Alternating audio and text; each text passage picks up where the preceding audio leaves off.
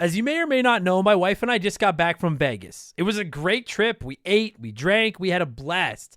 But then we got home and looked at the credit card, and I gotta say, it doesn't matter how much fun you're having, $25 for a drink is a ripoff. Frickin' Vegas. I hate getting ripped off, and so do the lads over at Harry's. They spent years watching the razor blade companies rip people off and said, no more. Not all heroes wear capes, my friends, and they want to prove that they're legit by offering you hot dogs a $13 trial set for just $3 at harrys.com/RTG. I've been telling you about them for months, and I'm genuinely proud to have Harry's as a sponsor of this show. I wasn't kidding. The plastic, futuristic-looking crap razors you get at the store are overpriced and they're poor quality. Harry's blades are crisp, clean, and classy. They're the kind of razor you'd expect your grandpa to have on his bathroom counter. And most importantly, they work. Shave after shave, they're so smooth, they're precise. I used to go through the crappy store blades all the time, but Harry's are built to last. And they're not just better quality than the other names, they're more affordable. And they deliver. Just set your schedule, and for as little as $2, new blades, shaving creams, lotions, everything you need, right to your door when you need it. I genuinely cannot think of a reason not to try Harry's. And I'm not just saying this because they're sponsors. They're the best shaving supplies I've ever used. Try them out, and if you're not happy, your shave's on them. And unlike the other subscriptions, they're really easy to cancel if you want to too, which is a nice bonus, but believe me, you're not going to want to cancel. Getting ripped off isn't funny. Switch to Harry's. Get started with a $13 trial set for just $3 at harrys.com/RTG. That's harrys.com/RTG for a $3 trial set.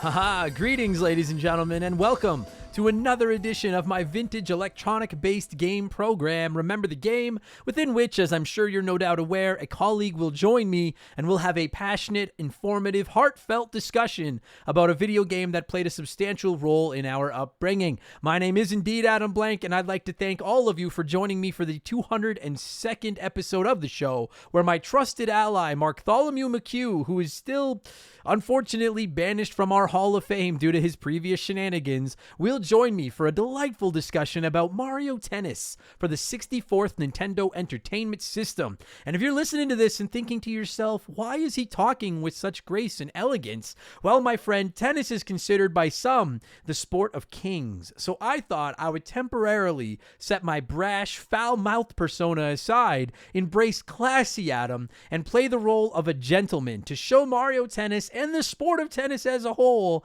the respect it so rightfully deserves. Because, ladies and gentlemen, this game is fucking awesome. It is one of the best multiplayer experiences you can have on the Nintendo 64, and it's easily one of the games that convinced Nintendo to just start dropping Mario and his friends into every fucking sports game under the sun. It is Mario Tennis. I'm so excited to talk about this game. And like at this point, like what do we have for Mario sports games? We've got, I mean, outside of the stupid Mario and Sonic Olympics games, we have Mario Tennis, we have Mario Golf, we have Mario Strikers. There was Mario Sluggers, which at this point I'm skeptical we're ever going to see again, but at least it got a one and done at least.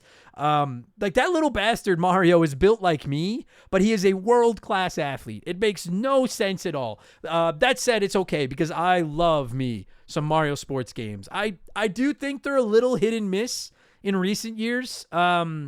Mario Tennis on the Wii U is terrible.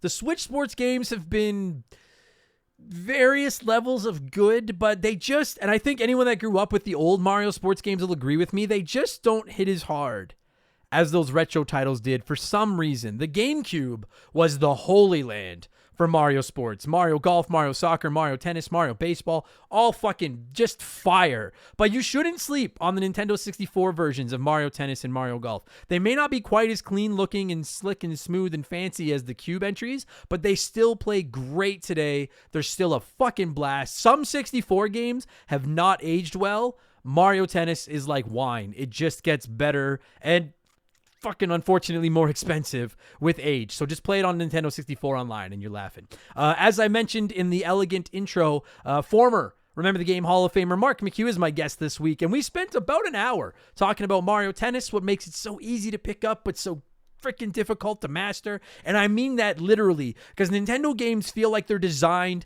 to let everybody win these days or give everybody a chance. That was not the case on the Nintendo 64. If you did not put the time in and get good, Mario Tennis was hard as fuck. And we're going to get there in just a minute, because speaking of being hard as fuck, it's time for yet another edition of the Remember the Game infamous intro. Dun, dun, dun, dun, dun, dun, dun. And if you're new to the podcast, welcome aboard. Consider this. I'm glad that Elegant Adam off the top didn't scare you off and make you think this is the lamest fucking show ever. I actually swear a lot. You've probably picked it up in the last 2 minutes. I swear a lot, so that felt weird. But if you're new to the podcast, welcome aboard. Consider this your warning. Our intros are a little beefy. They're kind of long, but they're fun. They don't suck. Our intros are like that opening cinematic to old school Mario Tennis games, which are just straight fire.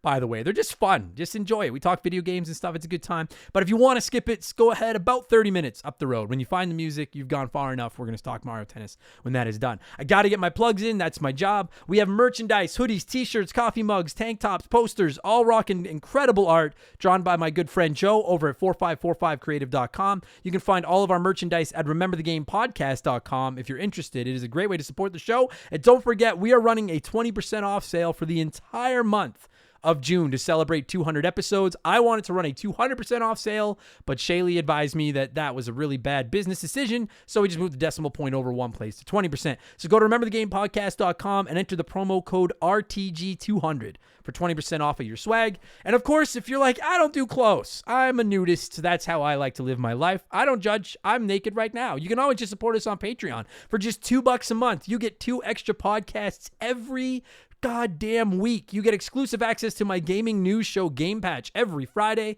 where I look at all the news in modern video games and I add in my opinions and some profanity and stuff in there. And Expansion Pass goes live every Thursday, and it's a different show each week. We do game rankings, we look back at characters, consoles, we do some comedy episodes, there are game reviews. This past week on Expansion Pass, we actually talked about Tunic, a very Zelda-inspired, Canadian-made indie game currently available on Xbox and PC. It'll be hitting PlayStation consoles in September. I played it about a month ago, and I did my best in this review to let you know why I think it's a must-play for some, and I think it's a must-avoid for others, all without trying to spoil anything. And as is becoming tradition during the intro, here is a sneak peek of last week's episode of Expansion Pass, my spoiler-free Tunic review.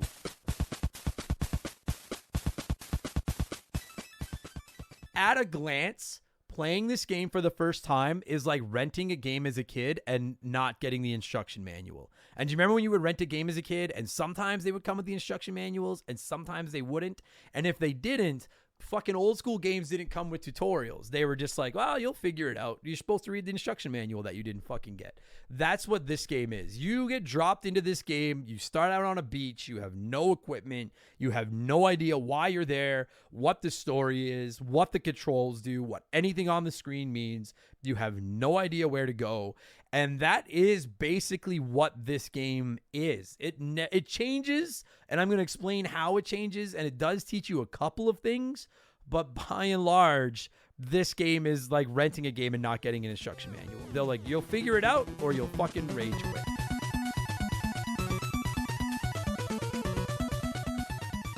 So that's now available in our archives. And this week for Expansion Pass number 115, I can't believe we've done 115 bonus episodes. Fucking ridiculous. But this week for episode 115, we're going to look back at the Game Boy. Once in a while, we dedicate an episode of Expansion Pass to just talking about a console from back in the day. We drop our hot takes, our memories, our favorite games, stuff like that.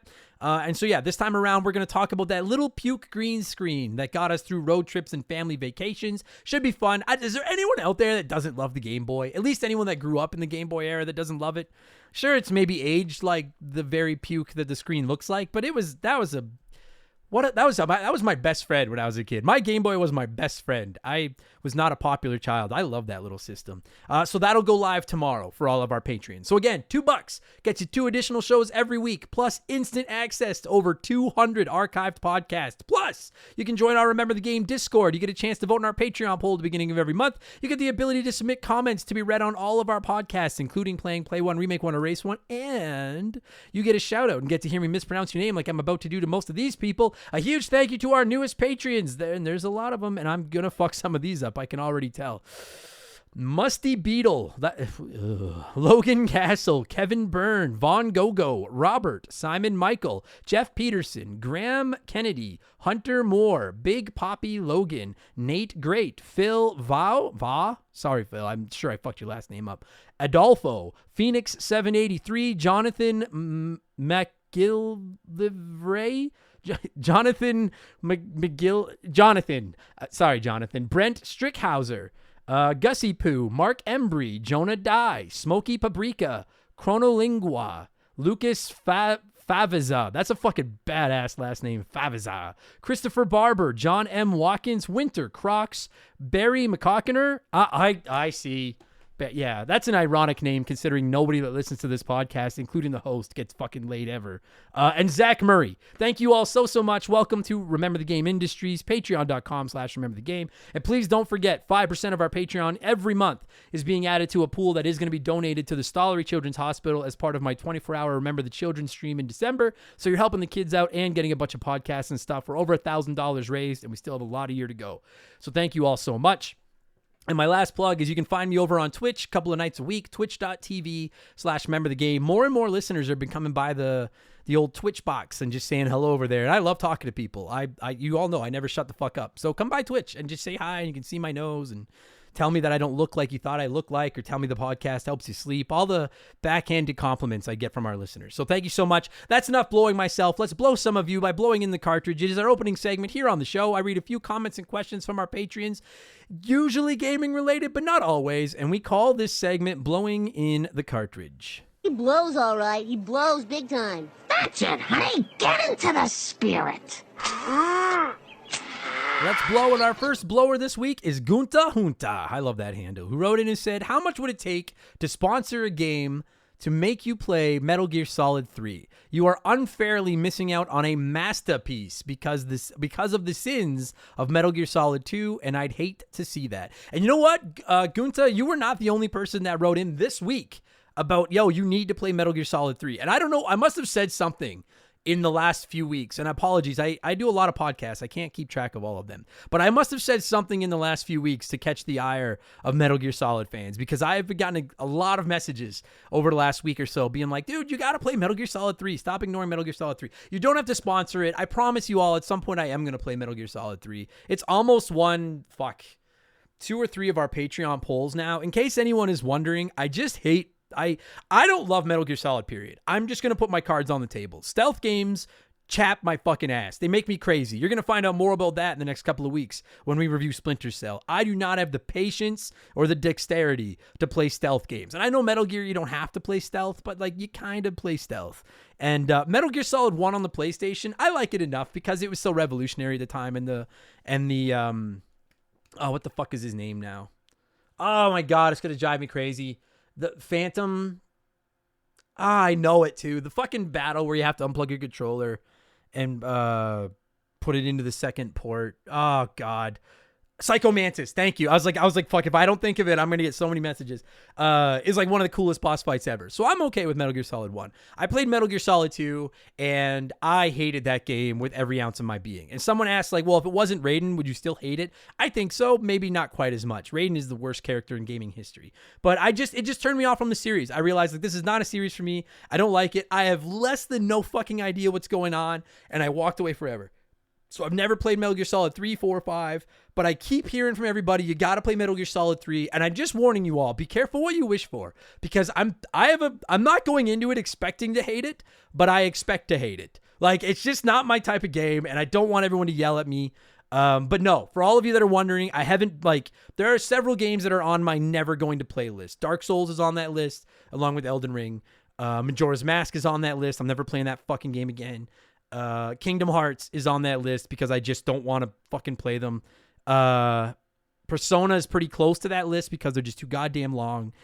Metal Gear Solid 3 is not on the no-fly list. It's just on the someday fly list. Just to put it into everyone's, just to let everyone relax. At some point, I will play Metal Gear Solid 3. I just don't know when. All right? All right. Thanks for writing in, Gunta. Woo! Guy 8286 wrote in and said, "Hey, Mr. Blank, I have a very important question for you.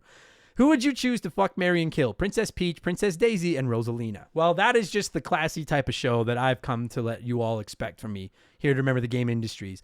Well, I would kill Rosalina. I don't have to think twice about that. I fucking hate Rosalina. So that leaves Princess Peach and Princess Daisy. I would say I'll marry Princess Peach because if she ever gets in trouble, Mario will save her for me. So I don't have to do any of the work.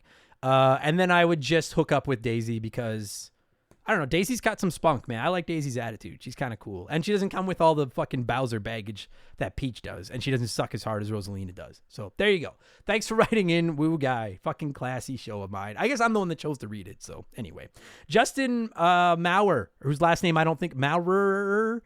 Justin M., whose last name I'm 100% sure I'm not saying right, wrote in and said, "Hey, Adam, I know you love side-scrolling platformers, and I was wondering if you've ever played Adventure Island for the NES. It's one of the first games I ever played, and I remember it being pretty damn good for 1986. I don't think I've ever heard it brought up, but I haven't been around the longest. We've never covered an Adventure Island game here on the show, Justin, but I have played. I played a little bit of the first one. We owned Adventure Island 3 when I was a kid. I fucking love that game. And then I played a little bit of Super Adventure Island 2. So I don't know when we get around to covering one of them, but I have played, I do like, and I have intentions of someday covering some Adventure Island on the podcast, 100%. I would love to see that fucking series brought back somehow. I love the Adventure Island games. They're so good. I love that he hates eggplants, too. Was it eggplant that he hated? I think it was. Anyways, yeah, shout out to Adventure Island. Those games slap. Super Mario World is not as good as Adam Says wrote in and said, you want to know what the worst thing that is? I've never heard it worded like that. You want to know what the worst thing that is? I got my wisdom teeth out 2 weeks ago as a 27-year-old. It's way worse when you're older. And watching people eat all this solid food and drink all the coffee in your face and just wanting to be able to eat and drink coffee, now to the point, if you could never have coffee again, what would you do? Well, first of all, heal up. You know what you should do? Super Mario World is not as good as Adam Says while you're letting your wisdom teeth heal up. Play some Super Mario World and you'll realize it's goddamn better than I Says. But what would I do if I had to give up coffee? For all of you that don't know, I'm a coffee fiend. I'm pretty dependent. I don't do the fancy coffees. I don't need the fucking triple backflip espresso latte, pumpkin spice, vanilla, twice shaken, once fucking sizzled or whatever the shit they're called. I just drink straight black coffee because it's delicious. Oh my gosh. If I had to give it up, probably cocaine. I'll be honest, probably I might have to turn to the cocaine because I need something to keep me through the day. I love my coffee. Thanks for writing in, Super Mario World. I hope you're feeling better. Brian Medeiros wrote in and said, "Hope all is well, Adam. I was wondering if we can get a weekend video game episode on Expansion Pass sometime in the future. My brother and I bond over video games, but sadly only get to hang out for 2 to 3 days tops because of our busy work schedules, so we're always looking for a game we can finish within a weekend. Recently, we did Resident Evil 2 and Mortal Kombat 11. It would be awesome to hear everyone's input. Cheers, dude. Also, apologies if you've already done this topic." I don't believe we have, Brian. I know we've done like best couch co-op games and we've done video game rental stories, but I don't know if we've ever just talked about like what's a great game to sit down and beat in a weekend. So I'll add that to the topic list because I think that's a really fun idea and I would like some suggestions. So I'll keep that in mind. Good call, Brian. Thanks for writing in, buddy. Also, shout out to Resident Evil 2. I don't know if you played the remake or the original. Both great. The original is great. The remake is almost perfect. So fucking good. I love that game. Jeff C. wrote in and said, "Hi, Adam. This is my first time writing into the show, and I just want to start out by saying that I fucking love this podcast. Knowing your love for platformers and indie games, I just wanted to mention The Messenger. It is so fucking lit. It is a retro 8-bit platformer, plays like a Ninja Gaiden, but way less frustrated. The music rocks. Boss fights are awesome. I've got nothing but good things to say about this one. It must have been made by a fan of the Ninja Gaiden series, and they definitely improved in a lot of areas that needed improvement. Check it out if you haven't already." I am a massive Messenger fan, Jeff. I have played that game. It is fucking excellent. And I read your comment just because I was like, well, this is an excuse for me to just sneak in one more plug for The Messenger. For any of you that haven't played it, it is very Ninja Gaiden centric. And what's really rad is it has this like time traveling mechanic. And sometimes you're in the past and it looks like an 8-bit game. And then sometimes you're in the future and it looks like a 16-bit game. And that mechanic alone just scratches me right on my retro inspired indie game fetish that I can't help myself. And that game is awesome. So you have great taste, Jeff, both in podcasts and in video games. And shout out to The Messenger for anyone that hasn't played it yet. It is awesome. Ocelot of Woe wrote in and said, "Hi, everybody." Hi, Ocelot. First time being an 18th time commenter, and I'm curious about something. When you went to Japan, did you go with someone that spoke Japanese, or do you know the language? That has been something besides money that has kept me from traveling to another country. I feel I need someone with me that speaks the native language. I can't speak to other places, Ocelot, but Japan is very accessible to someone that only speaks English. I don't speak Japanese. I didn't bring anyone that speaks Japanese. It was just my girlfriend and I. What I would recommend if you want to go to Japan, at the airport, you can rent these like portable Wi-Fi hubs. And you basically just charge it at night in your hotel room, keep it in your backpack all day. You hook your phone up to it, and you just have unlimited Wi-Fi thanks to this thing. And then you can use like Google Translate or whatever on your phone. And then when you do get stuck, anything you need, you can use your phone or show it to somebody, and it'll translate it from English to Japanese. But they do a really good job of accommodating. I don't know how they do for other languages, but there is English in a lot of places, and Japanese people are just the most, like, people talk about how nice Canadians are. We're fucking assholes compared to the Japanese folks. Like, they are so polite and so nice and so helpful, and anytime we had any trouble, somebody would help us, and people at restaurants and servers and store employees were all super nice, and even if they couldn't speak English, they do everything they could to help us. So if that's your hesitation to go to Japan, is that you can't speak Japanese, don't sweat it. Just rent one of those Wi-Fi packs so you always have Google Translate, and you'll be fine. And I highly recommend everybody visit Japan because it is just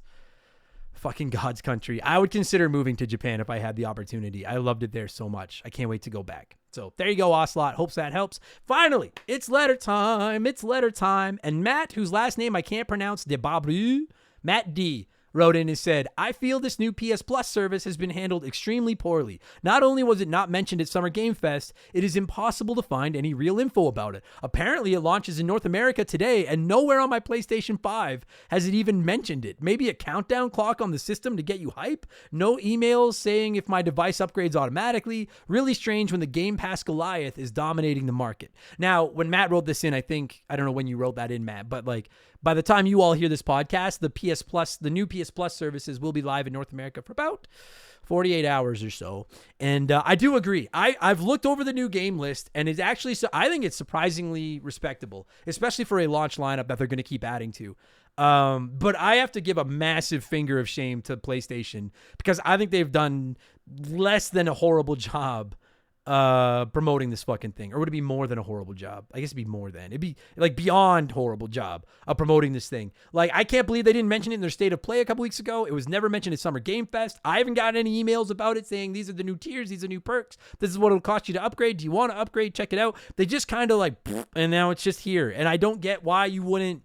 Like, if you want to be serious about, I mean, I've always said I think Xbox doesn't do a very good job promoting Game Pass either. But at least, Game Pass is out there. PlayStation is just like forgetting this thing ever fucking existed. So if you have a PlayStation console, a PS4 or PS5, and you didn't know, yeah, the new PS Plus tiers are out right now. So go check them out. There's 3 tiers. They go more and more expensive the higher you go. But on the basic tier, it's this regular PlayStation Plus. On the second tier, you get like PS4 and PS5 games, a whole bunch of them. And on the highest tier, you get a ton of PS1, 2, 3, and PSP games as well. And yeah, I'll give them, we'll get more into this on Game Patch on Friday, but I'll give them about a B for the launch lineup, maybe even a B+. I think it's pretty good, but I'll give them a fucking D- for the rollout because they haven't brought this thing up anywhere. And I agree with you, Matt. I'm fucking shocked. Like, you can't expect us to care if you don't seem like you care. You know what I'm saying? So yeah, I agree with you on that, Matt. But that's going to do it for this week's Blowing in the Cartridge. Thank you for all the submissions. Let's change things up and let's get into our Smash Hits segment, the official game show of Remember the Game Industries. Play 1, remake 1, erase 1.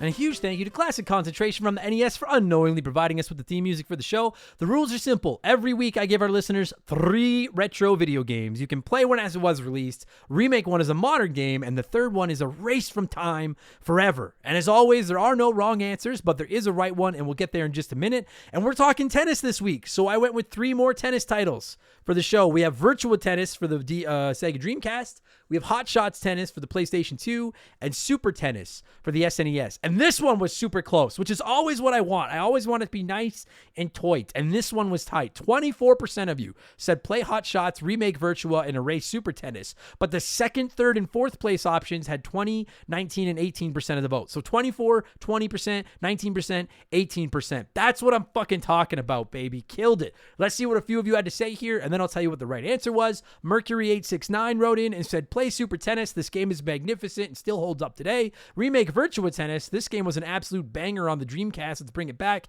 Erase Hot Shots Tennis. I had no idea this existed, and I think I'm happy for it. You're on fucking triple secret probation for it's. I don't mind that you didn't know it didn't exist, but to say you're happy that you didn't know a Hot Shots game existed, Mercury, you're a fucking disgrace to humanity. Triple secret probation. There's my fucking hot shot. I never give out triple secret probations, but you just fucking earned one, son. Get out of my sight. Red Sparrows, the fucking bar is low. Red Sparrows 11 wrote in and said, what do Pete Sampras, John McEnroe, Andre Agassi, and myself have in common? None of them have ever played any of these games. I'll play Hot Shots because its title is super close to Hot Sharts.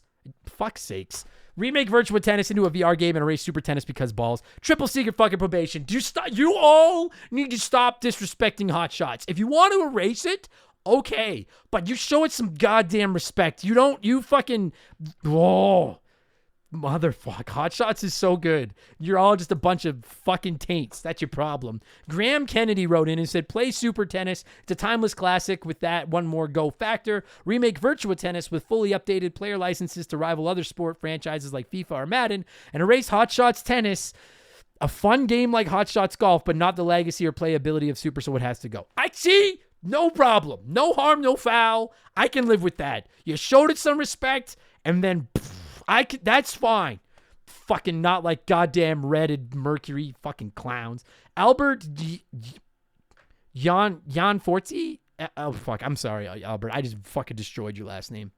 Albert wrote in and said, playing by the rules, erase Super, play Hot Shots, remake Virtua. I never played any of them, but I know Hot Shots Golf is fun, so tennis I hope is comparable for a play. Thank you, it is. Remake, I actually have never played Hot Shots Tennis either, but yeah, same thing. I hope it's comparable to Hot Shots Golf. Remake Virtua. Again, never played it, but I'd rather see a remake of a Dreamcast game than a Super Nintendo game for tennis. Leaving Super out to dry. Outside of this poll, though, erase them all. Give me Mario Tennis on the Game Boy Color or Game Boy Advance. Best tennis ever. I disagree because I think that the GameCube Mario Tennis is the best tennis ever. But I respect the fact that you played by the rules and then threw that in. So no, I'm good. We're good. No beef here, Albert. Well done. Joe Wall Street wrote in and said, this one is super tough because I've only played one of the games, and that was the fabulous Virtua Tennis. Whenever Sega brings their A game, we get gems like Virtua Tennis. So I'm going to remake it for sure. Double secret probation, here I come because I'm flipping a coin on the last two. I will play Hot Shots and erase Super Tennis. No, you're not on probation. That's fine. You flip the coin. I mean, it's a little bit of a flex to brag about having money to waste by flipping it around, but that's fine. You fucking had one for play, one for a remake, and one for erase. I can live with that. And Phoenix 783 wrote in and said, this is my first play, remake, and erase, and I have to say, you couldn't have picked a better sport. I love playing tennis games, and we really need a new Virtua Tennis or Top Spin. I fucking love the Top Spin games, by the way. Phoenix says, I will play Virtua Tennis because it's an awesome series. Doesn't need to be changed at all. I'll remake Hot Shots Tennis because I think a next-gen remake would be amazing with updated visuals and using different types of shots. And I'll erase Super Tennis because, well, it's Super Tennis. I tried it on the SNES Nintendo Switch Online, and it's absolute garbage. If I get double secret probation, Adam, it is an absolute badge of honor. Keep up the great work. Love the podcast. No, you're safe. I mean, you're going to get fucking hate letters from members of this community that love Super Tennis, but that's not my problem. I get hate mail all the time. You played by the rules. Good job, Phoenix. Welcome to the team. I'm going with 19% of you. And the order you came up with, including Matteo, who wrote in and said, Super Tennis is fine. We don't need another version of this particular game, so I'll play it. I'll remake Hot Shots. This game and the Everybody's Golf sister games were great fun. A fresh look at this with online, etc. will be a great game that I'd pick up for sure. Sorry, Virtua Tennis. A fine game for its day, I guess, but doesn't anyone actually miss it? I don't necessarily agree with the logic, but I do agree with your order, Matteo. I myself would play Super Tennis because I tried it once and I hated it, but it's got a relationship with the Super Nintendo, and that buys it a second chance because I love the Super Nintendo. I like Super Nintendo sports games. Super Tennis gets one more try before I throw it on the erase pile. I'm going to remake Hot Shots Tennis because Hot Shots is fucking awesome, and I just want that franchise back in some form. So maybe this will kickstart into another Hot Shots Golf, which would just be sex. And I'm going to erase Virtua Tennis. It didn't do anything wrong. I have a lot of love for the Dreamcast, as many of you know, but I feel like we need retro tennis games. We need arcade tennis games like Super Tennis and Hot Shots Tennis. We already have stuff like Topspin. I don't know if Virtua Tennis is going to do it better. So no disrespect. I love the Dreamcast. I have no beef with Virtua Tennis, but one of them's got to be erased, and that's you drew the short straw this week, Virtua. Thanks, everybody, for playing. What have I been up to over the last 7 days? And we'll get into talking Mario Tennis. I've been playing Pokemon Gold still. Jesus, fuck, that game is long. And I was talking about it in our Discord last night. I am just scared shitless of this episode because I do not know that much about Pokemon. And no matter how many times I tell people that, I am going to take so much shit for this episode. I know I'm going to. And it's coming probably by the end. I don't know if it'll be by the end of June, but in July, by the worst case, you'll have your Pokemon Gen 2 episode. Please don't fucking yell at me. I've done my best. I've tried really hard to get into a game that I don't particularly love because I'm not that big a Pokemon fan, but I'm trying. I'm really fucking trying. So I'm going to start planting the seeds now. Please don't yell at me for this. I'm also still playing WWE 2K22. I'm really enjoying this game. It is just a really fun wrestling game. And then I started playing the new Mario Strikers for the Switch, but I've only played it once. As of now, but I'm going to start getting more into it this week. It seems really good. The offline is almost non-existent, but the offline, the single player is almost non-existent. Sorry, I just read something in my notes and got myself sidetracked. But the core gameplay is a lot of fun, and I'm hoping the online holds up and it's a fucking blast. So yeah, I've been waiting so long for Mario Strikers. There was no fucking way I wasn't buying that game. That's what I've been playing. Let's talk Mario Tennis. That's why you're here. I like to give a few of you a chance to sound off on the game we're talking about before my guest and I hog the spotlight. That Bailey guy wrote in and said, this game was and still is tons of fun. I remember when I was younger, I took the time to star every character in the game. Love going back to check it out on the Switch's N64 online. Never had an exact idea on how to unlock Shy Guy and Donkey Kong Jr., pardon me, but still great fun. I agree with just about everything you just said, Bailey. I haven't gone through and starred everybody because I don't have that kind of... I'm not good. Dude, this game, as you're about to hear when Mark and I could talk about it, this game just fucking bent me right over. But I still love it. I love this. This game is just almost perfect, in my opinion. I love this game. They call me Badger wrote it and said, yes. I fucking smashed, pun intended, this game back in the day. But my greatest memory is that this introduced us to the most memorable character in Nintendo's history, Waluigi. And that's why this game is a classic in my heart. Also, fuck Donkey Kong Jr. I'm not anti-Donkey Kong Jr., but I'm adamantly pro Waluigi. And we spend a nice chunk of this podcast just talking about the origin of Waluigi, as you're about to hear. Cheesehead West wrote in and said, I grew up with the PlayStation, so I got to experience Mario Tennis for the first time with the Switch. I was amazed how much fun I had with it in a sport I couldn't care less about. It's so addictive and easy to pick up and play. It's one of the games of my wife's and I rotation when we're feeling competitive. I love it. It's just, yeah, anyone can play this game. I like that. That's a nice message, Cheesehead. Bryce Larson wrote in and said, John Rocker, O.J. Simpson, Dorf, and of course Mario. This game is still legit. So much fun to play that my 7-year-old has been playing it almost as much as anything else on our Switch. Time really has affected this game so much less than the majority of the Nintendo 64 library. Looking at you, Ocarina of Tim, and even spelt it Ocarina of Tim, which makes me happy. I agree. Some 64 games have not aged very well at all. This game has, I mean it, this game has aged like wine. It is totally playable today. I love it. And Dylan Ellsworth gets the last word. Waluigi is OP as fuck with his long-ass arms. Run right up to the net and button mash until you win the point. My 9-year-old selves strategy. And that's something we get into as well. Waluigi is a son of a bitch in this game, but that makes for a great debut, and that makes for a great character, and that makes for a great tennis game, and hopefully it makes for a great podcast. Fuck, I love Mario Tennis, and it's time to talk about it. I'm going to cue up that Mario Tennis music. And when it stops, Bartholomew McHugh and I are going to look back on the origins of Mario Tennis on the Nintendo 64, which originally released in North America on August 28th in the year 2000. Enjoy the podcast, everybody. Let's go. This show is sponsored by BetterHelp. Everyone that listens to this podcast knows about our illustrious CEO, my dog Molly. But the other silent partner behind the scenes is my wife. And let me tell you, my friends, a 17-year relationship with another person that has to talk to and live with you is a lot harder to maintain than one with a dog. We've had our ups and downs, and as you all know, a relationship isn't all sunshine and rainbows. They can be a lot of work. You get out what you put in when it comes to relationships, and talking to a therapist can be a fantastic way to put in some work. They can help you work through your issues, learn to communicate better, and even just provide you with an ear to bend when you need it. I've talked to my therapist about my relationships, especially when it came to my stand-up comedy career and how much I was away from home, and they helped me work on ways to keep my relationship strong even when I was out on the road.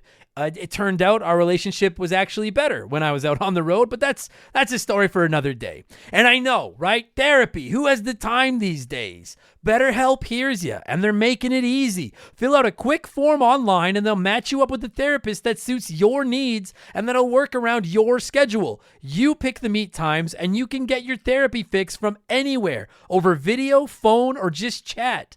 Become your own soulmate, whether you're looking for one or not. Visit BetterHelp.com/RememberTheGame today to get 10% off your first month. That's BetterHelp, HELP.com/RememberTheGame.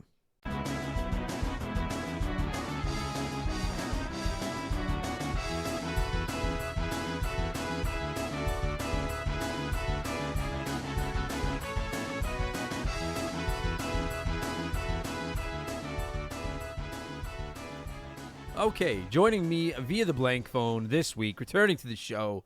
He needs no introduction, but he's going to get one anyways. Former Remember the Game Hall of Famer, Mark Tholomew McHugh. And Mark, as we sit here and record this, it is 8:53 in the morning. And I think this might be the earliest podcast I've ever done. So Mario Tennis is already behind the 8 ball because I'm tired and cranky. But no, I like this. What? We're recording early so we can watch the Xbox Direct. Yeah, there's an Xbox showcase in 2 hours and 5 minutes, and we were like, well, let's get this thing done before we watch that. I wonder, here's the $1 million question, Mark. Will a new Mario Tennis be announced at the Xbox showcase? 100%. I don't think there's any possibility of that not happening. Yeah, me neither. No, dude, can you like obviously, Xbox is not going to announce a new Mario Tennis, but can you imagine if they came out and were like, oh yeah, by the way, we bought Nintendo. Like the way they're buying studios all over the place right now, the whole internet would fucking implode if they were like. It would be the weirdest day, especially if they announced it like that, because obviously if they did that, that would be a huge news story. But if they're just like, oh, by the way, we own Nintendo now. We're going to make Mario Sex Dungeon. And people will be like, what the fuck is going on? And you know what? It would be a fucking educational game. Somehow, it would be like a sex ed game or something. Mario Sex Dungeon. And it would just be about, gonorrhea or something like that. It's fucking Luigi just, Anyway. All right, well, a minute 42 into this discussion, and we have officially jumped the shark here at Remember the Game Industries. But no, we're not talking. Even talked about the game we're here to talk about yet. I don't think I've even introduced it yet. Oh no, I did because I said it was behind the ball. And then just quickly one last thing, because again, by the time anyone in humanity hears this, the Xbox showcase will be done. But can we just put our differences aside, you and I, and cross our fingers for a new Banjo-Kazooie? Are we good to do that? That's 100% what I'm watching for. Good. That, okay. And I want the new. I want them to say something about Elder Scrolls. Oh yeah. Going to see more about that space game that they have coming out next year. Yeah. Star something. I'm trying to remember what Starfield. it is. But 100% there for a new Banjo-Kazooie. And if it doesn't happen, I will riot. I got it. It's just a one-man riot. Just Mark walking down the street, just clapping his hands. Anyways, yeah. Well, I hope we get that Banjo game. That's what I'm there for. But speaking of Banjo-Kazooie, which was released on the Nintendo 64, we are talking at a Nintendo 64 game today with Mario Tennis, and I know that I joked out of the gate that this game's already fucked because it's 9 a.m. and I'm tired and cranky. But no, this game is not fucked. Mark, this game, considering, let's be honest, there's not a ton of depth to this game as far as the different modes and stuff. I have quite a bit to say about this game. I fucking love Mario Tennis. I think that the best thing that this game did is it introduced the greatest video game character of all time, and that's our boy Waluigi. Absolutely. We would be remiss. Dude, part of me was thinking it'd be funny to go the whole podcast and never mention that it introduced Waluigi just because, but then I was like, I'm going to get so many messages If I don't, it'll be insane. You're right. This is the game that introduced Waluigi, and like I'll be honest. I think much like most gamers out there, I've developed into a huge that guy has fans out the ass. Like people love Waluigi, but I hated him when he was introduced. I fucking hated him. I was reading up on this game this morning, and apparently they brought back Daisy so that Luigi could have like a doubles partner. So right. it was so it'd be like Mario and Peach and Daisy and Luigi, and they were like, do we have girlfriends for Mario and Waluigi? And apparently Miyamoto said, I don't want to see what their girlfriends look like. Aww. That's good, dude. I don't like. That's not cool because Waluigi, sure, Wario. Let's call this I'm a Wario super fan, but let's call a spade a spade. That guy's like a 4 at best. Like he's got. But Wario has this energy that he definitely fucks.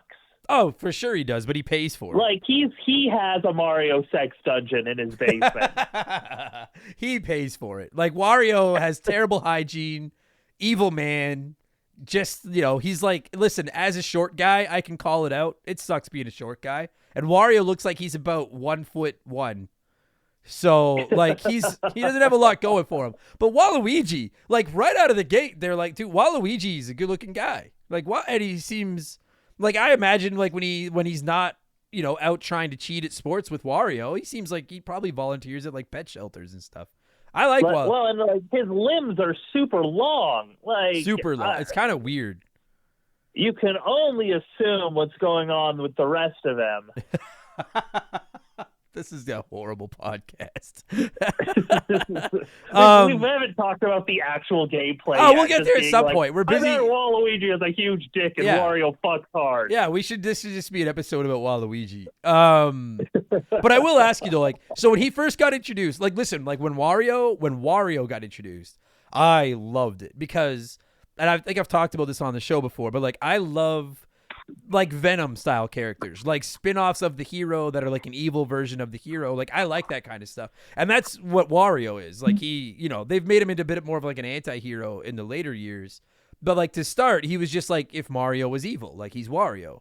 And I even thought the name was clever because you just take the M, flip it upside down. The first 3 letters of his name is War. Everything about it works. When they introduced Waluigi, I was just all you did was take the first 2 letters of War, put it in the name Waluigi, and then make this sinister look at Luigi. I don't know what it something about the name just really sat wrong with me for a long time. And I refused to play as him when I would play these back in the day. But I don't know what it is, and I wanted to. That's where I'm gonna kick the ball to you because I'm curious where you stand on. I don't know when it happened. Maybe it was the Smash Brothers disrespect. But I just slowly came around to where I went from fuck, I hate this guy to let's show a little bit of fucking respect to Waluigi. I don't know why he's become such an institution around here, but it drives me crazy when there's a game where he's not in it now. Okay, well, the Smash Brothers disrespect is absolutely why is he not there? I know he's there as an assist trophy, but he should be a playable character. Yeah, even if he can't really be a reskinned Wario. But I remember a few years ago there was a meme going around. Somebody had written an essay about Waluigi, a scholarly essay about how okay, so we've got Mario and Luigi is a good reflection of Mario and Wario is a bad reflection of Mario. And so Waluigi is a bad reflection of Luigi, which means ultimately Waluigi is just a reflection of a reflection. Wow, that's deep. That's deep. It is. Yeah. It was oh, man, I never thought about that like that. Wow. I always just thought he was Wario's friend. Wario's one friend from childhood. And they just grew up to, I don't know. But it just I promise we are going to talk Mario Tennis, everybody. I know we're 8 minutes in and all we've talked about is fucking Waluigi. But it's just. Isn't it bullshit that Waluigi only gets to be in the party games? Yeah. He just gets to be I want a Wario and Waluigi game. Me too. Something Worst case, give us how Mario 3D All, or not Mario 3D All Stars. New Super Mario Brothers U, like the new Super Mario Brothers games, like the 2D 4-player platformers. Like, why does it have to be two Toads when it could have been Wario and Waluigi? Like, you know what I mean? Yeah. Like, because, like, I don't know if maybe they're worried if we put Wario and Waluigi on the cover, it won't sell, but then, like, make them playable, like, 3 and 4 players. Like, do something. And you know what? I think they missed a massive, like, I understand that Smash Brothers, and I don't mean this disrespectfully towards Smash Brothers, but I think it's become, in a way, it's become a promotional tool for Nintendo. Like, I get that it's a good game. I like Smash Brothers. I'm not saying it's like a crappy game or anything like that, but it's quite obvious that when it comes to the additional characters, they're like, who can we partner with? I don't know if Nintendo pays them to put their character in the game, or if those companies pay Nintendo to get their character in the game, or if it's like I don't know how all that negotiating works, but I understand why they didn't focus on Nintendo characters when they're going out and getting the fucking kid from Kingdom Hearts and Banjo-Kazooie and Minecraft Steve. Like, I get that they're going out and getting these iconic IP characters from these big franchises and stuff like that. It just, like, it always will chat my ass that Dixie Kong did not get into Smash Brothers. I have no idea how Crash Bandicoot didn't get into Smash Brothers. No idea. And it's just, I'm like, there's so many characters that should have been there. I'm floored like, that Waluigi didn't get in. And like what would have been fun with Waluigi is, like, as you said, he's basically just a spin-off guy for like the party games and the sports games. Every one of his moves could have just been like a sport thing. You know, like have him roll a giant Mario Party dice, have him, you know, hit tennis balls at people. Like, you could have done like so maybe much as a with tennis racket as a weapon. Yeah, like he's got his rose because he's turned into quite the ladies' man. Like, you could have done so much with him.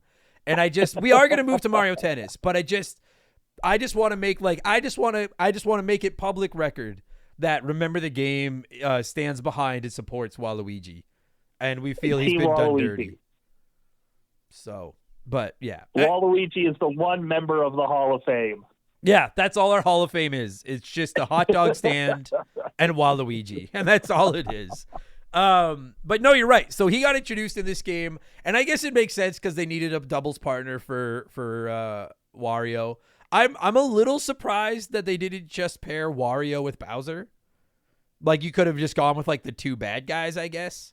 But thank fuck they introduced Waluigi, because he's a goddamn staple now. I love that man. Completely. Yeah. Although such a pain to play against in this game. Oh, yeah, and I guess you're right. We should talk about the game.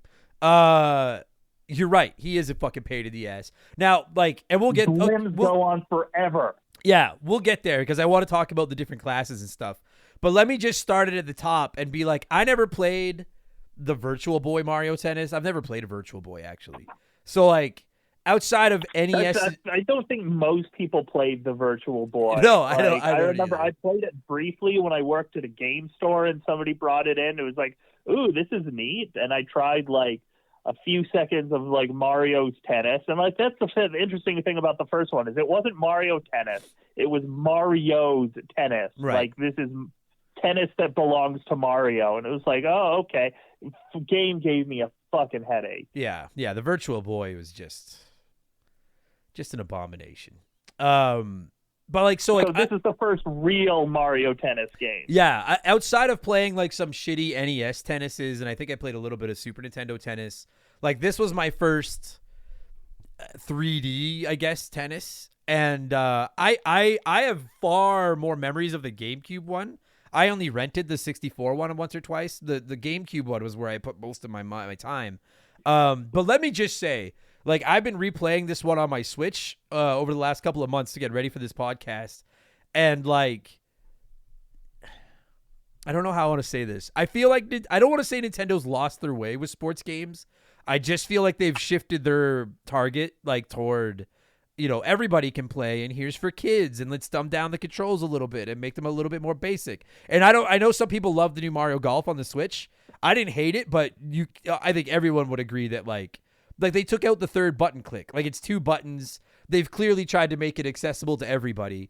And let me just say, playing Mario Tennis on the 64 for the first time in quite a long time over the last few months on my Switch, I'm like, this is such a beautiful throwback to when Nintendo still graphically was the system for everybody, But as far as like the challenge of their games, like this game is not like, hey, everybody can win. Come on in. This game is like it like should get good or get out. It should say on the box, get good.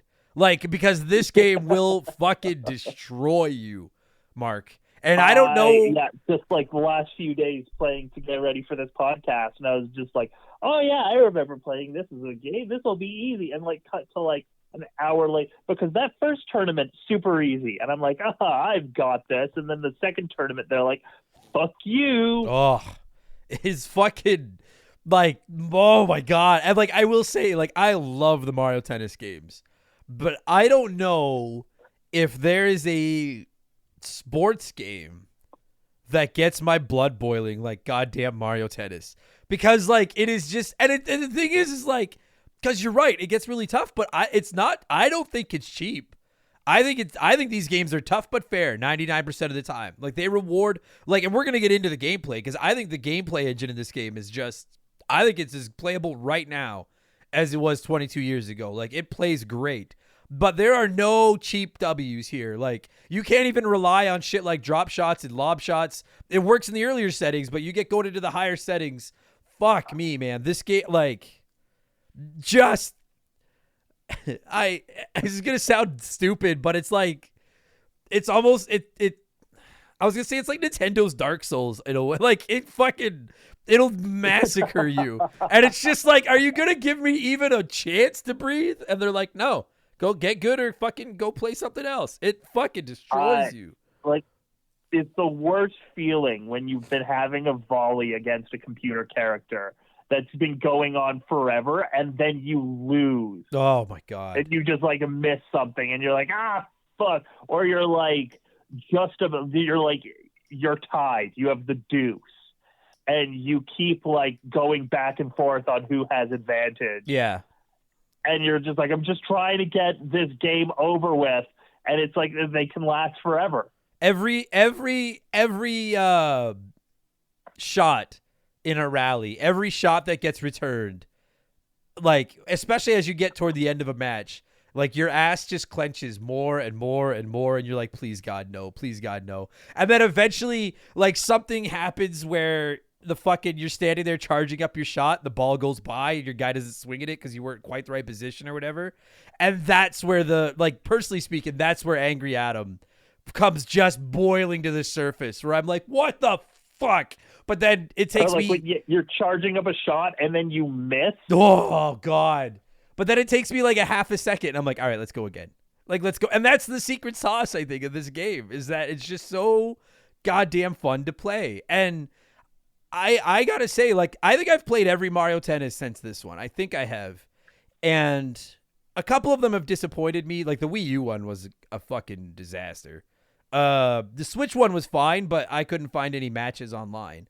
I prefer my Mario Tennis without fucking weird ass super power shots, and like the latest ones, they've tried to make them into like a hint of RPG almost, where you can like break the other guy's racket and things like that. And I think that's why I'll always have such an affinity for this game, is because outside of like charge shots and stuff, the characters don't have their like, you know, fucking big, stupid, over the top, jump in the air, you know, do the fucking Macarena, power it down your throat shots. Like, it's just tennis. Like, they don't have the animation. Yeah, exactly. And dude, every time I play Mario Tennis, I'm insistent. Like, I don't want those fucking gimmicky, stupid power shots on. I think this series is at its best when it is just pure tennis. And I know that might sound stupid, because there are games like fucking Topspin and like actual tennis simulating games these days. But I still think that this series like can Wii stand up. Tennis and like the new Wii, like what's that new Wii Sports game that's out? Yeah, the Switch Sports, whatever the fuck it's called. I still think, like, I guess those are the games if you just want like pure tennis, but like Mario Kart or Mario Tennis is a little bit more fantasy. Oh yeah, it is. But it wasn't, but like in this era, it's not. Like, this is just like, bro, you could palette swap out all the Mario characters and stuff and just drop in like, you know, humans or whatever. And this would just be a great tennis game. And then the fact that a very functional tennis game. Absolutely. And then the fact that you drop Mario and stuff on it on top. Just makes it better. I think what's important about this game is like you can look at Super Mario Kart on the Super Nintendo and say that I don't think Nintendo realized what a iconic franchise they were launching when they released Super Mario Kart. And you look at this, and I'm not saying Mario Tennis is on the same level as Mario Kart because it isn't. But I think most people would agree that like Mario sports games have become a staple for Nintendo and to various levels of quality, but like they always come out, and I don't know about you, but I buy like 90% of them, at least to try them. Not the shitty like Mario and Sonic at the Olympics games, but your Mario Tennis. You know what? I don't usually buy them. Like I got the newest Mario Golf just so I have something to play with my dad. Yeah. And like the Mario Karts, I obviously always get. But yeah, of like, so I haven't played any of the other Mario Tennises except for this one. Oh God. Like, I mean, they've all built on this one. I think it's still in a lot of ways the similar engine. Obviously they've gotten faster, they've gotten smoother, they've added more gimmicks and power shots and stuff like that. But like for my money, I would still rather play this or the GameCube one over the modern ones because I just think at the core of their game, there's just a great tennis game in here. Stuff like and we'll get into the gameplay, but stuff like the physics and the mechanics of it and the simple to learn, difficult to master, and the strategy that goes into it. And we're just talking single player. We haven't even gotten into the fucking anarchy of playing it with some of your friends, which we'll get into because like this game is multiplayer at its best from this era. I just think it's nice to play. It's nice going back and playing some of these old Mario sports games and just playing games that were clearly built around, like, I guess for lack of a better term, simulation sports. Like this is them trying to be like, this isn't all gimmicks and fucking using items on each other and stuff like that. You can't make your character run with fire behind them and shit like that. This is just pure tennis. And I love it. If you're playing in the Bowser stage mode.